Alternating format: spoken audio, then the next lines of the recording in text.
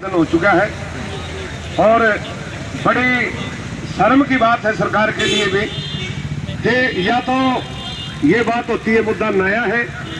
पिछली 22 मार्च 2022 को हमारे माननीय डिप्टी सीएम साहब दुष्यंत चौटाला जी ने ये आश्वासन दिया था कि आपकी मांगे जायज हैं और ये हम देंगे आपने जी, आने वाले वर्ष में आपका ये वेतनमान लागू होगा।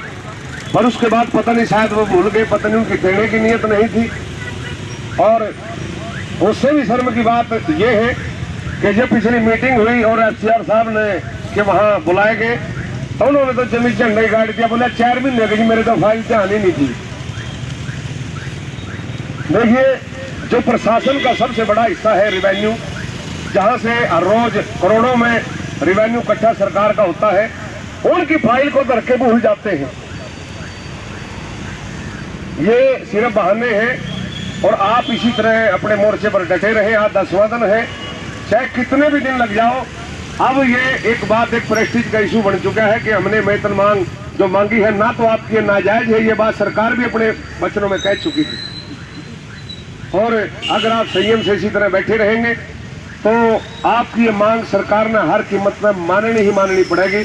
कल प्रधान जी ने बताया था कि यहाँ जितने भी धरने आज तक हुए हैं, जितने भी तंबू गड़े हैं, कोई खाली नहीं उठा, सिर्फ एक तंबू ने छोड़कर वो थे में पीटीआई मास्टर जी। और उनकी भी गलती ये रही कि अपने धरने को उन्होंने एक राजनीतिक रंग दे दिया, कभी किसी पार्टी के लीडर, कभी किसी पार्टी के लीडर। और हम ये कहते हैं कि हम समर्थन हर पार्टी का जो भी यहाँ पर आएगा हम उसका स्वागत करेंगे, पर हम अपने एजेंडे पर, अपने सर्व कर्मचारी संघ के एजेंडे पर, अपने यूनियन के एजेंडे से फालतू हम किसी को महत्व भी नहीं देंगे। प्रधान जी गलत तो नहीं है? और उन्होंने कहा था प्रधान जी ने कि ये गलती मत कर देना जो पीटीआई मास्टरों ने करी थी। तो मैं आश्वासन देना चाहता हूं अपने छायाकार बंधुओं के माध्यम से, इनके चैनल के माध्यम से, कि ये जो पटवार और कानून एसोसिएशन यहाँ बैठी है, बड़े प्यार से, बड़े कानून के दायरे में, अब इससे बाहर भी निकलते जी। ये दोहरी पट्टी आपके पीछे है, इससे बाहर हमने नहीं निकल के भी देखा, क्योंकि हम कानून को मानने वाले आदमी हैं, मुलाजिम हैं, कोई राह चलते चोरू चक्के नहीं है। और सरकार से भी हम ये विनम्र प्रार्थना करना चाहते हैं आपके चैनल के माध्यम से कि ये जो बैठे हैं आज, ये वो पटवारी नहीं रहे जो कभी 8वीं या 10वीं पास होया करते जी, जब कहीं पे ग्रेड चल रहा है जो पीछे लिखा हुआ है। आज इन्हीं के अंदर एक से एक पीएचडी बैठा है भाई, 3 MA मना कर रखी है और MA पास से कम कोई है ही नहीं इस जमात में। और कई MBA भी हैं और भी पता नहीं क्या है जी, हमारे पता भी नहीं। तो इनका ये बिल्कुल राइट बनता है जी, मैं आपके चैनल के माध्यम से और इस जनता जनार्दन को, कि ये जो मांग है कोई नाजायज मांग नहीं, क्योंकि एक बच्चा जब 10 साल का होता है उसकी 2 रोटी की खुराक होती है, फिर वो 20 साल का 22 का हो जाता है, उसके साथ साथ उसकी खुराक भी बढ़ती है। कहने का मतलब ये है कि जब तक ये 10वीं, हमारा पटवारियों का जो 10वीं का मापदंड रखा गया था, तब तक तो जायज थी जी, बिल्कुल सही थी। पर आज समय के हिसाब से और काम के हिसाब से आज ये मांग बिल्कुल हमारी जायज है और ये मिलनी भी चाहिए। और दूसरी बात, मैं अपने साथी को जो कवरेज करने के लिए उनको बताना चाहता हूँ, पीछे एक बैनर लगा हुआ है, इस सीएम सिटी का हाल ये है कि यहाँ 153 पटवारियों के पद हैं, 464 गांव है इस जिला करनाल में, और उनमें से सिर्फ 57 पटवारी हैं। इनमें भी 2 की तैयारी हो रही है जाने की, और इसमें से मेरे ख्याल में 6 चकबंदी गए हैं। अब आ जाओ रिवेन्यू के डिपार्टमेंट के ऊपर, सिर्फ 48 फिलहाल की घड़ी जो पटवारी है वो 153 पदों, इन सर्कलों के ऊपर काम कर रहे हैं। एक के पास 3-3, 4-4 सर्कल है और उनमें 20-20, 22-22, 30-30 गांव तक भी ऐसे हैं जो एक पटवारी संभाल रहा है। और चलो दूसरा जिला तो होता उसकी बात अलग थी, पर मैं इसलिए कहना चाह रहा हूं कि ये दुर्दशा इस डिपार्टमेंट की इस सीएम सिटी के अंदर है, जहां से माननीय मुख्यमंत्री जी विधायक भी हैं और मुख्यमंत्री हरियाणा प्रदेश भी है। तो मैं आपके चैनल के माध्यम से सिर्फ ये कहना चाहता हूं, देखिए मुख्यमंत्री और भी बड़े हैं, इनसे पहले हुड्डा साहब भी थे, उससे पहले चौटाला भी रहे, पर अपने अपने जहां से ये विधायक बने हैं, जहां जो इनका रिहायशी जिला है, इतनी दुर्दशा पदों की वहां कभी किसी जिले में नहीं पाओगे उनके टीम में। ये सबसे पहले तो ये पे स्केल की तरफ ध्यान दे। जो हमारी मांग है वो जायज है, वो सरकार भी जानती है।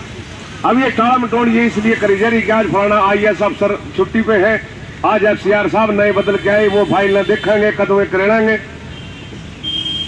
देखिए सीधी सी बात है, इसमें करेड़ना भी क्या है, ये तो सीधे आंकड़े आपके सामने किसकी कितनी है। और ये इतने आदमी बदल काम कर कई पट्टियों का भी सरकार के ऊपर कोई असर नहीं हुआ।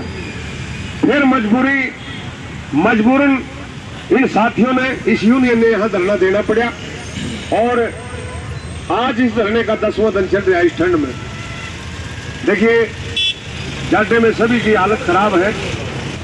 सर आपने कहा था कि हम शुरू में धरना 3 दिन तक रखेंगे, उसके बाद स्टेट कार्यकारिणी का जो निर्णय होगा उसके बाद हम आगे बढ़ाएंगे, लेकिन आपने तो आज 10वें दिन तक भी धरना जारी रखा है। ये स्टेट यूनियन का आदेश है, क्योंकि चंडीगढ़ में मिलने के लिए गए थे। हाँ। जब वहाँ उनके साथ किसी ने सार्थक बातचीत नहीं करी। हाँ। और ये कह दिया कि भाई हम तो 4 महीने पहले फाइल रखी थी, हम तो हमारे तो जान ही नहीं रही। तो उसके बाद फिर यूनियन ने ये फैसला लिया। फिर उन्होंने कहा कि 18 को कहा था प्रधान जी भाई हम आपके साथ बातचीत करेंगे। देखिए पहले भी इसी तरह सुझाव दिए गए पर हमें यकीन नहीं रहा। फिर हमने भी ये कह दिया चलो जी 18 ने कर लियो, पर हम भी तब तक नहीं उठाएंगे। अब आपका 18 तक है? 18 तक नहीं, जब तक ये हमारी मांगे मानने के लिए हमें आमंत्रित नहीं करेगा। अनिश्चितकालीन है। इस दरमियान जो धरना आपने दे रखा है, इस दरमियान जिन लोगों ने पैसे भी भर रखे हैं, रजिस्ट्री कराने के कोई और काम से पैसे भरे हुए हैं, तो वो कहाँ जाएंगे? उनके लिए सरकार ने या आप लोगों ने क्या सोचा है? देखिए हम तो ये कहते हैं जी, हमें भी दुख है इस बात का, क्योंकि हमें ये पता कि हम ही हैं जो उनका काम करेंगे, जो उनके काम अटके हुए हैं। हाँ। पर हम सरकार से भी हमने यही अनुरोध कराया है। वो साथी यहाँ भी आते रहते हैं जिनके काम है। हाँ। हम हाथ जोड़ के उनको मनाते हैं भाई देखिए हम आज धरने पे बैठे हैं, अगर हम किसी का लारा लप्पा लग के या यूनियन से अलग होकर हम धरना खा लेते हैं, बार बार ये जोड़ पे नहीं जुड़ते जी, कुनबा इकट्ठा करना बहुत होता है। अब वो भी ये समझने लगे हैं कि हम ये बोर्ड दिखाते हैं कि जो पीछे लगे हुआ है भाई इसकी तनख्वाह है, इसकी इतनी है, इतनी, ये आप पर देख लो और हमारी तरफ देख लो कि हम 23 कामों में आप भी जो जिम्मेदार आता रहता है, वहाँ 40 आदमी चिकित्सा खड़े पाते हैं। सर इस बीच में ये जो आपने धरना दिया हुआ है, क्या आप लोगों ने मतलब छुट्टी ले रखी है या आपकी तनख्वाह कटती है? हम तो जी बैठे हैं, चाहे हमारी तनख्वाह काटो जी, अपने अधिकार के लिए बैठे हैं। छुट्टी ले रखी है आप? हमने बाकायदा लेटर दिया हुआ था 3 दिन के सांकेतिक धरने का, और अब भी हमने जब थोड़ी ये लेटर दे के वहाँ फिर बैठे हैं।